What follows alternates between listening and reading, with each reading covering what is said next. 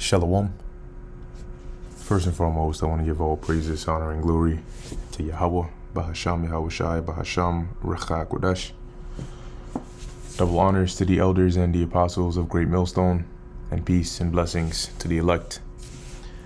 And in this lesson, I want to deal with really current events, or you could say breaking news, right? But Trump just unveiled the tariff, right? The tariff report. And I want to read this article here because, you know, it looks like this, depending on how it goes, it's going to have some pretty major rippling effects. Okay, so it's always important, number one, to watch, right? To pay attention because the time is short. And number two, as you'll see in this article, this could really or not could, it does take the world into some uncharted territories here, okay, as it's being even referred to as a trade war. Now it says here, will today go down in history as the beginning of a new era?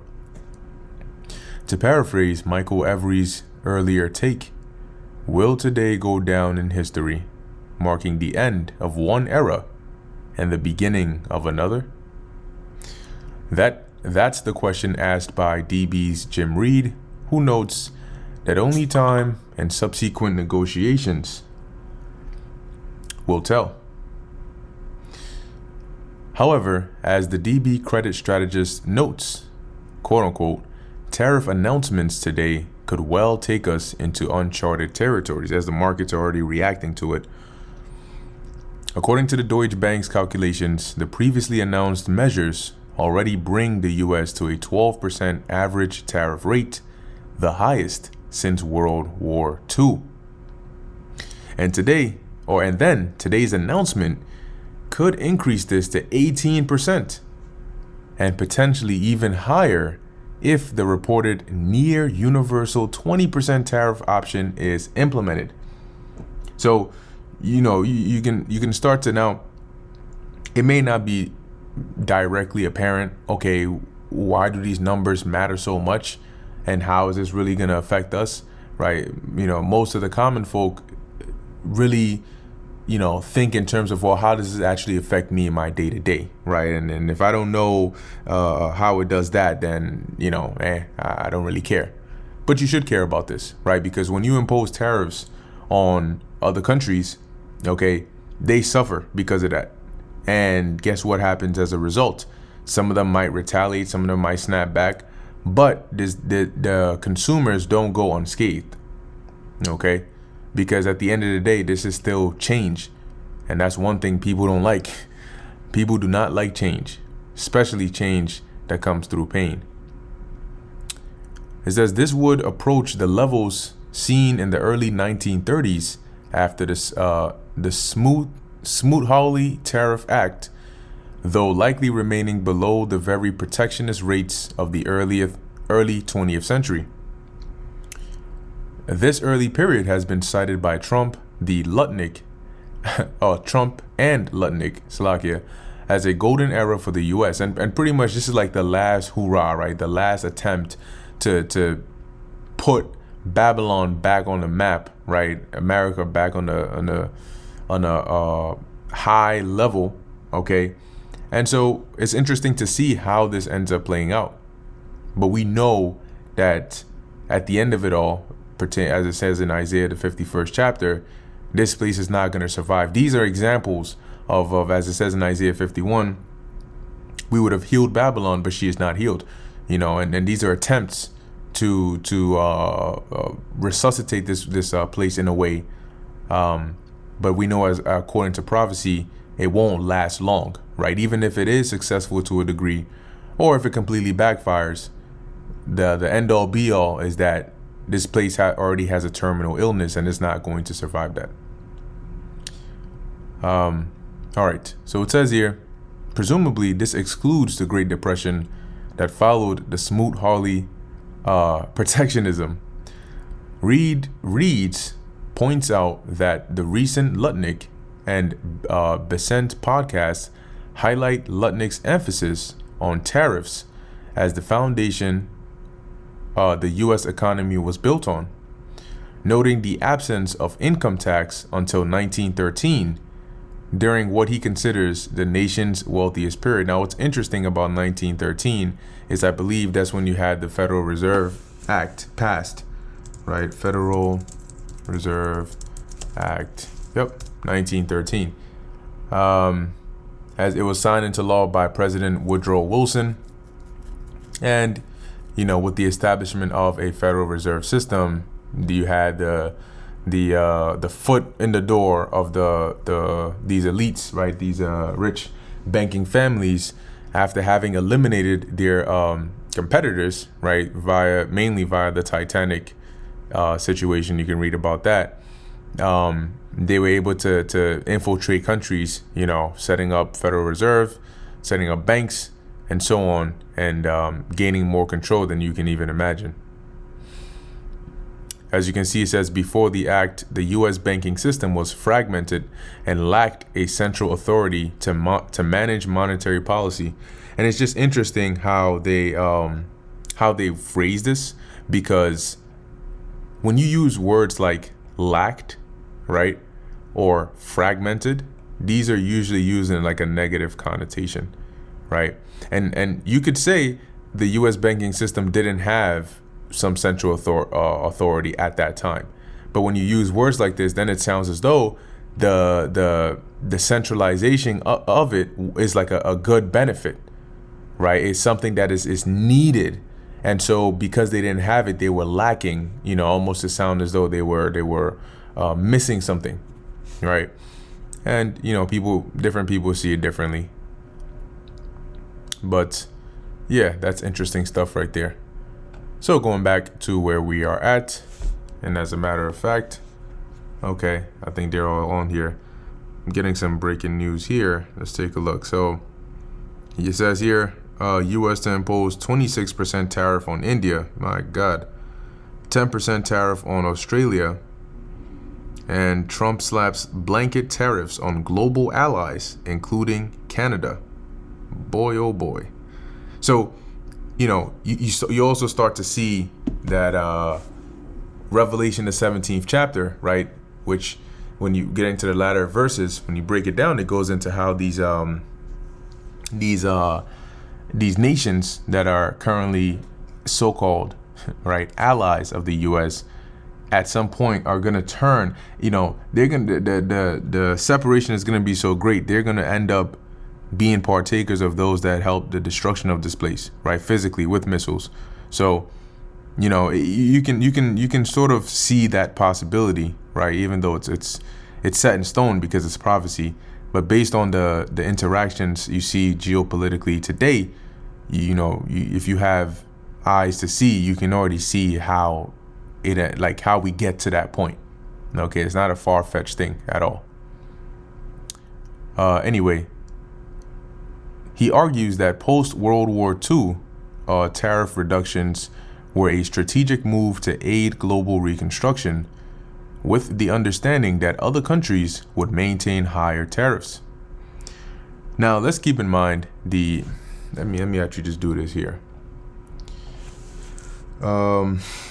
Effects on consumers.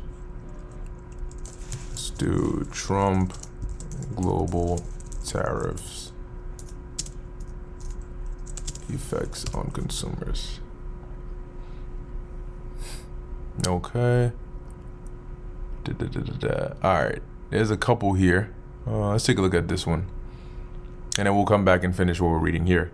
But just to give some sense of what's happening here. So Trump's tariffs are expected to raise consumer prices, but a key question remains: by how much? Let's breeze through this real quick.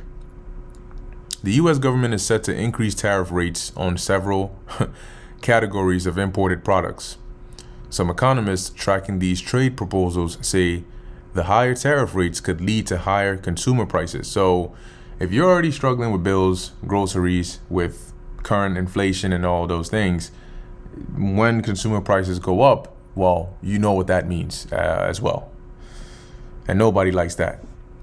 One model constructed by the Federal Reserve Bank of Boston suggests that in an extreme scenario, Heightened taxes on U.S. imports could result in a 1.4% percentage point to 2.2 percentage point increase in core inflation. This scenario assumes 60% of tariff rates on Chinese imports and 10% tariff rates on imports from all other countries, which is a lot. Let's see if let's get straight to the point on here.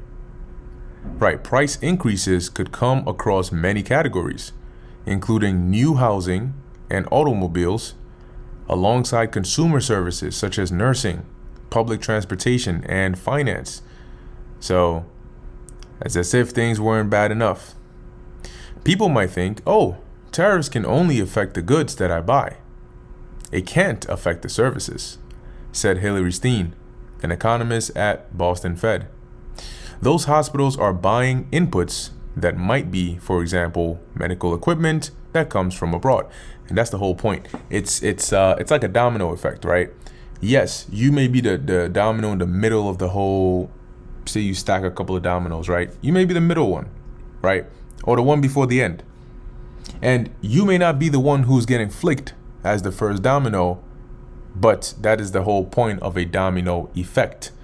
One is going to hit another, which is going to hit another, which is going to hit another, and eventually you're going to get hit. Okay?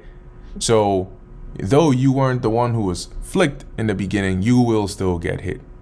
And that is to say, you may think, well, if medical equipment is going up, well, I don't buy medical equipment like that, so I should be fine. Then you wonder, why is your medical bill going up? Well, guess what? The medical equipment is bought by those who take care of you, right? I say that loosely, the take care part. But anyway, in a ideal world, they take care of you, but they need equipment to do that. They have to purchase those equipments, and they have to dilute that, right? Because if they're paying more for that, you're gonna need to help out with it. Because why do they have to actually buy those things? Well, to take care of you. So if they're paying more, you're paying more. Okay? It's like a transitive expenses, right? Anyway, it says here, White House economists say tariffs will not meaningfully contribute to inflation. Now, you also always have to be very wary of the wording here.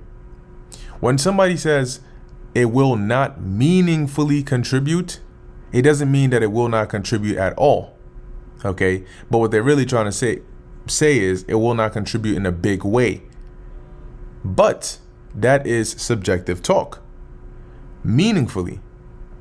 Who determines how much of an impact is a meaningful impact? Is an impact that's big enough to say, okay, this is a direct result of these actions? Who? Right? Because what you may not consider to be meaningful might be very meaningful to somebody else who's maybe in a more difficult predicament. So when you read that, yeah, it's like saying it will not contribute, but it's not really saying it will not contribute. It is going to contribute. And those are words used for like damage control. Let's see what else we got on here.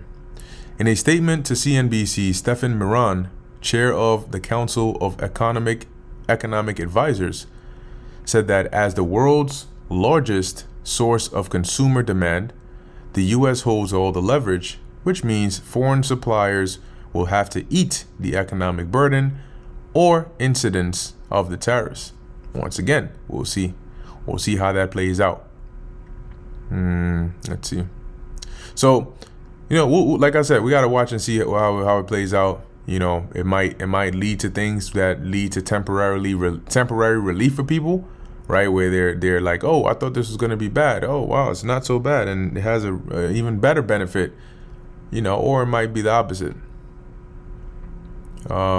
Anyway, coming back to the original article here. However, he now believes this imbalance has persisted too long, requiring a new approach, which is to say, let's jump back up and read this.